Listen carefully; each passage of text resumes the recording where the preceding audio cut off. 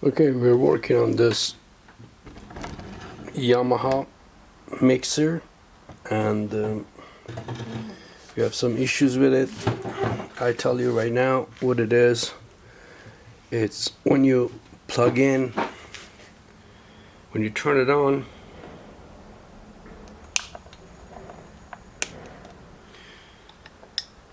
you can hear, when you turn up the volume on it, you can hear this sound here.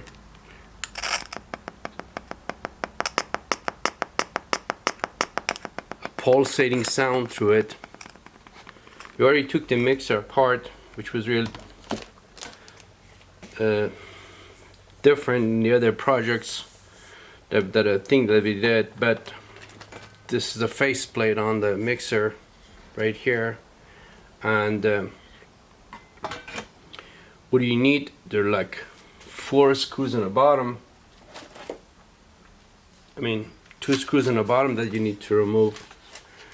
It goes down here and here. That got to be removed. And then there's screws on the sides. Just 2 regular screws on the side here that we removed. And there are Allen screws down here on top of the board. You need to remove that. That's real easy. And then you have to remove the bottom knobs, which are right here on this section.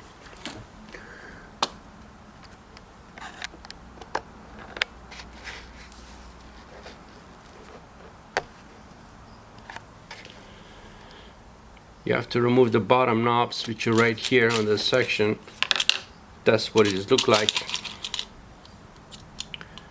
Okay, these gotta be removed from here. All you do, you put a little wire screw under it and you pull it right up.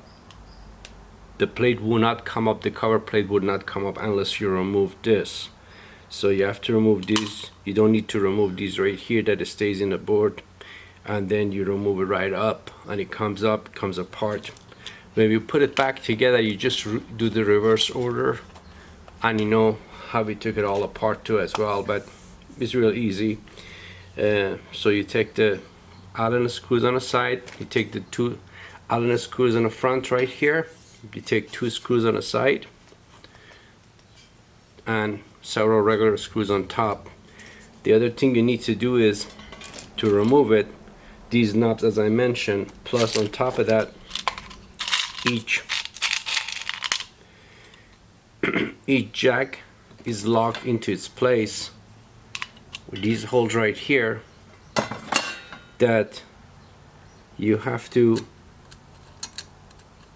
the place goes here and these nuts goes on top of it. So you have to turn this, remove all the shafts here, remove all the nuts here, and then put everything in a tiny order right here so you know where everything goes. And then we tested it, and that's the sound it was making. So you can hear it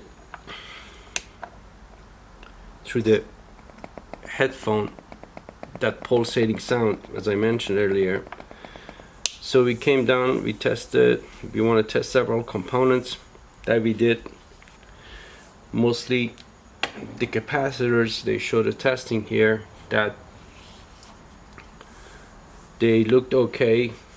We test here, we're gonna test the fuses, see if they're fuse blown in that order, that regards. So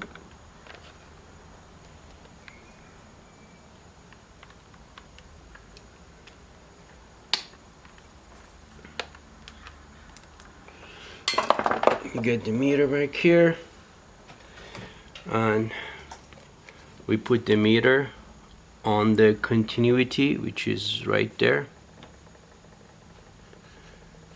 on the continuity.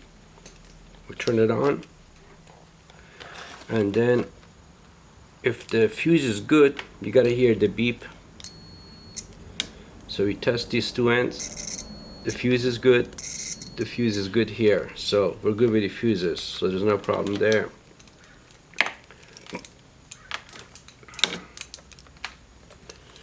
But that problem has nothing to do with the fuse anyway, but we're testing it just in case if the other primary part of the board is bad, if the fuse blown up or damage other part of the board, or there's a short circuit somewhere there.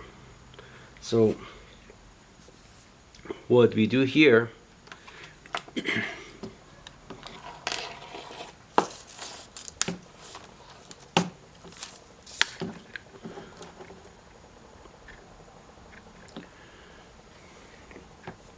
we have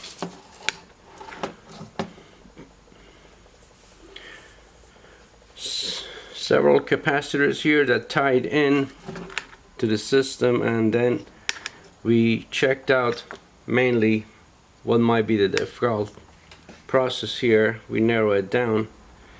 We know it has nothing to do with the power supply section, which is right on top here, because the power is getting to the board. Has nothing to do with the input output section that's getting to the board. Has nothing to do with the equalization section. The meter doesn't show the signal that's been played on the signal that's been fed into the system, because this, when you turn up the volume, as the time that the meter is supposed to activate on a higher volume, that pulsating sound would prevent it from working altogether. So it can't be in this area, it can't be on this area in the equalization and volume section. It's got to be done here on these levels that feeds into the meter, and that's the last level that goes through the audio. So let's go one through that. So the bottom level, as we can see, the bottom level, as we can see, is the several ICs, several transistors, capacitors, and diode, as well as resistors tied in here. The one that separates the capacitors, or the way they tied it in and the way they soldered it on a board, Yamaha set it up that you can see where the capacitors are by the way they look, by the way they had the pin coming out of there. So that's two of them, that's two more, four, that's four, two more, there's four here and four here that we can check, four more here that we can check. Okay, the pulsating sound is generated from the unit. We can go ahead and check every capacitor, but that would take too long. So what we need to do here is probably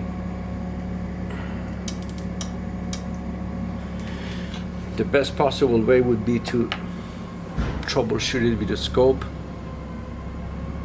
and then after we troubleshoot with the scope, then we can probably narrow it down where the sound is generated from.